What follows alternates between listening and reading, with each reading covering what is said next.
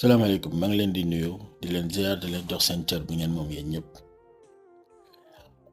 tey nag dama bëggoon ñu waxtaan ci politique ci actuellement situation réew mi ni muy doxee nga xamante ne depuis samedi le 7 mars Bassirou Diomaye Diakhar Faye génn na daal di amal ab daje fële ca benn hôtel de la place waxtaane fa waxtaanum ak ñu mu bokkal mbirum coalition ginnaaw loolu nag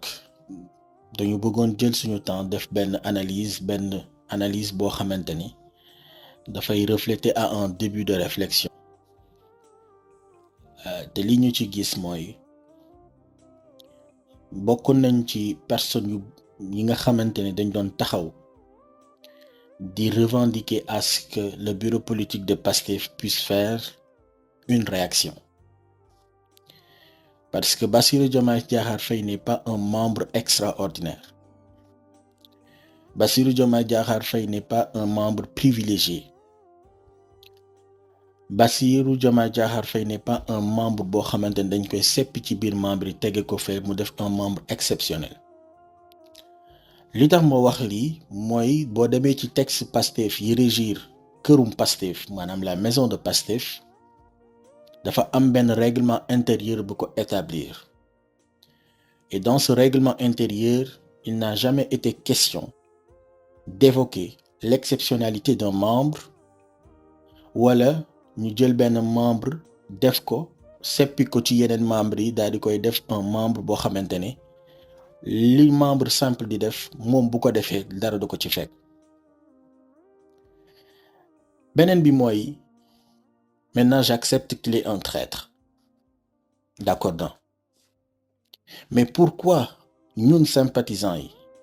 wala ñenn ñi nga xamante ne ils ont la carte de Pastef lan moo tax nit ñuy bousculer di dal ci kaw Bassirou Diomaye Diakhar Faye di xëy suba ba ngoon di dal ci kawam naan ko traître pourquoi devrons-nous pas prendre suñu courage di taal ay live di dal ci bureau politique bi ne leen lan moo tax mënoo leen jël sanction à l'endroit de Bassirou Diomaye Diakhar Faye sur la personne de Bassirou Diomaye Faye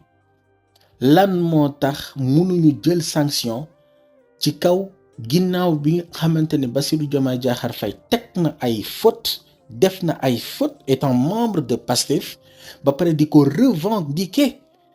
lan moo tax bureau politique bi mënta jël ay décision jël une sanction ou des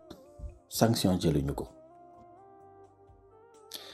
dafay mel ni exemple bi may jël ñu nekk en file de voiture di daw ku ci nekk di respecter conduite bi ngay def mu am ay oto yu rangale di dem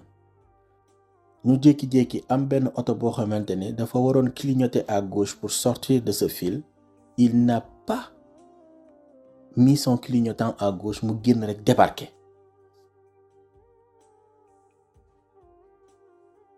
mu causer ay accident au lieu de prendre sanction pour que les autres qui sont en arrière de lui mën ne man de lii fekkee naa ko ba mu ko defee lii moo ko ci fekkoon kon je vais conduire d'une manière prudente ci yoon bi mais ñu ne déedéet parce que kooku njiit la mënuñu ko teg daan wala ñu ne njiit la te njiit gi mu doon moo tax daan yi mënul tegu ci kawam ça c'est pas Pastefan mais yéen même si c'est Ousmane Sonko qui s'oppose à cette sanction wala mun naa leen def leen dànk mais Ousmane Sonko aussi est un membre de Pastef qui a été élu pour être le président de Pastef et c'est pas le président de Pastef mooy def ay sanctions moom li mu mën mooy constater une sanction wala une faute qui a été commise mu woo bureau politique bi ne leen mais cette personne là doit être sanctionnée ndax loolu la texte yi wax il peut faire appel au bureau politique c'est même pas lui l'instance bi war a daan ki nga xamante ne mooy Bassirou Diomaye Diakhar Faye moom li mu mën mooy gis na ne Bassirou Diomaye Diakhar Faye jàdd na ci tali bi mu convoqué le bureau politique woo bureau politique bi ne leen diw def na faute ñu yóbbu ko ci au niveau des instances disciplinaires ñu jël ci ay mesures wala jël ay sanctions ci ki nga xamante ne mooy Bassirou Diomaye Diakhar Faye loolu la mooy texte Pastef yi mais pourquoi vous ne l'appliquez pas? Certains vont me dire stratégie di ngeen di dugg ci stratégie baax na. Vous croyez que ne Bassirou Diomaye Diakhar Faye stratégie yi ngeen di tëral moom mi nga xamante ne il a été l'architecte de Pastef, l'architecture de Pastef, les cellules de coordination partout qui sont maanaam implantées ngeen ne yaakaar ne parti Bassirou Diomaye Diakhar Faye dof la woon bu ñu tegoon foofu rek mu koy def yéen a ngi nax seen bopp. Bassirou Diomaye Diakhar Faye xam na bu baax li muy nekk di def ndax damay gis ñenn ñi naan waaw kii dayuñu gàllax ndiñu ko xam nga Macky Sall lan moo taxoon ñu gañe ko wala ñu amoon benn parti ci combat bi ñu gañe ko parce que Macky Sall ne faisait pas la lecture des stratégies de Pastef xamul woon ba pare on était tellement soudés que ni il y avait aucune fuite d'information Macky xamul woon te pourtant Ousmane Sonko amoon na des informations yu daan senn wala bureau politique bi amoon na des informations yu daan senn di ñëw ci ñoom ñu mën di tëral ay stratégie waaye ñi ko doon fomenter ñi ko doon